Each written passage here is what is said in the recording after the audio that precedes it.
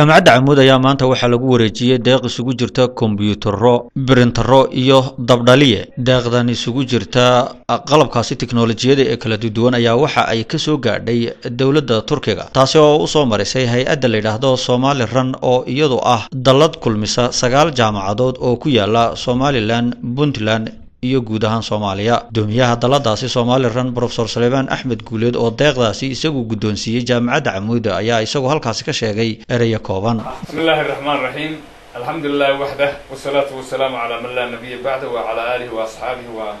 ansarihi wa azwajihi wa dhurriyyatihi man tabi'a bi ihsan ila yawmiddin. Amma ba'd, assalamu alaykum wa rahmatullahi wa barakatuh. Waxa xafladan muhiimka xafladaha ugu qiimo badan kamida in aniga oo gudoomiyaha Somali Run ururka Somali Run waxbarashada ah jaamacadaha Soomaalida iyo kuwa Somaliland deeq naga soo gaadhay dawladda Turkiga oo aad iyo aad ugu mahadinayno dawladda xukuumadda Turkiga iyo dadkeegaba oo jaamacadahan ugu deeqay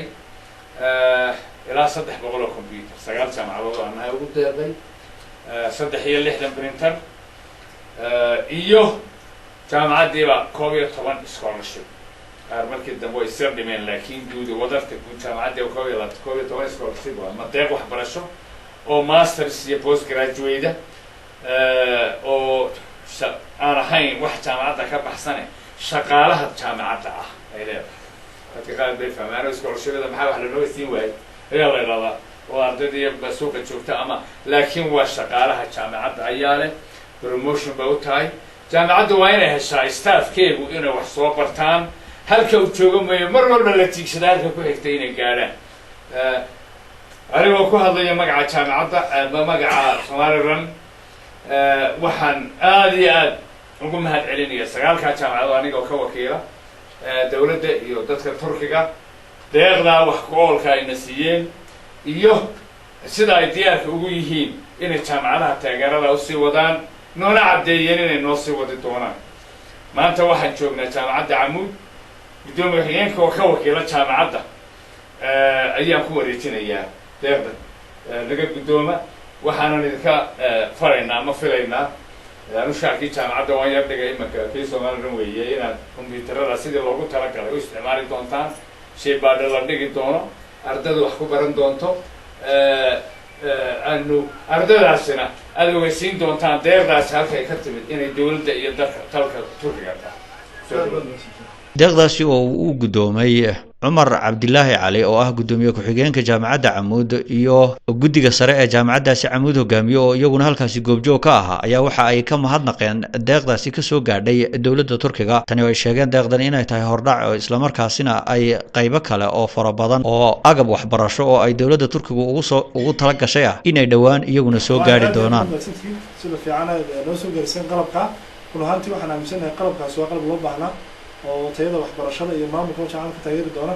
waxa kale aad ugu mahadnaqanaa dawladda Turkiga shacabkeedaba deeqdaasi oo xilli loo baahan loo tibiday waxaan filaynaa sida nafarteena in sida ugu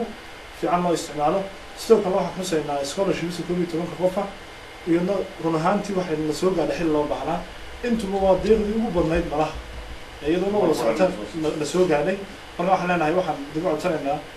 Somali Run dadka sameeyay ku mahadsantiin Turkiga iyo